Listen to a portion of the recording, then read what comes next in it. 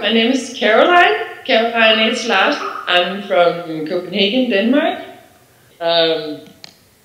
My piece at Copenhagen Art Festival is I will be inside this giant tree, and it's almost 3 meters tall. I will be standing next to the Nikolaj Art Hall, which used to be a medieval church back in the 1200, and then I will meet people which take part of a workshop, and they will join me in the giant tree, and they will have these hooded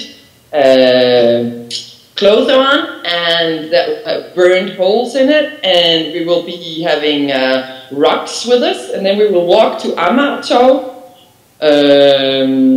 which is very close to Nikolaj Art Hall, and the Amager Torv used to be an old market square, and there we will do kind of a parade where we blend in with the public, and at some point we start throwing stones to each other, and we have a group doing that, and at some point we also turn our faces to people around us, and then we will also say, hey, how about you? Can you catch?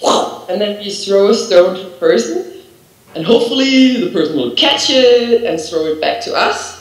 And then we will have a little game going on, sort of, with the giant tree and the trolls. I'm investigating into medieval community and community of,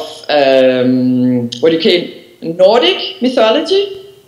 And I just use it for mirroring today's society. If you look at Nordic mythology and the folk tradition of that Nordic mythology, we used to have something called giants, and those guys were opposite of gods. The gods called Æserne.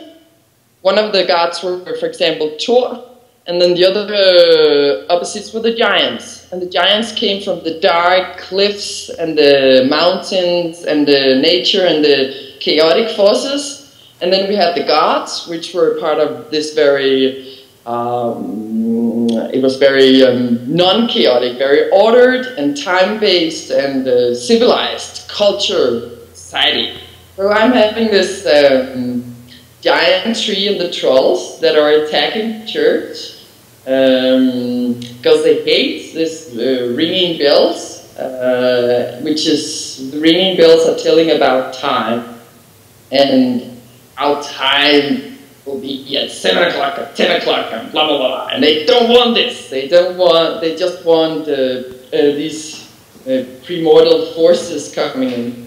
So I'm doing this to make society a more vivid, spontaneous, outreaching place where strangers can suddenly meet and catch a stone that strangers catching to you, and you're like, ah, thank you, and catching it back. A lot of people, they just stare, and they're like, oh, what the heck is that? And then at some point, when the tree or the hooded trolls that I'm walking with in the parade, they start to approach people, there is a sudden surprise in the faces of people, and they're like, what? What's going on? Because usually they're just, already something passing by or something you're looking at, and then at some point this tree actually is throwing something to them or approaching them with a question or reaching out, and that becomes a turning point. A point where you're like, oh, should I take part or not? And yeah, people do want to take part. We're actually forming a community within this parade, workshop, and the fact that we're blending with public and people passing by, and hopefully at some point having this turning point where people might join that community, or we join one of their communities. Might be people sitting in the cafe, sitting on Amager Torv around the water, and we will be engaging with them and creating some kind of interaction.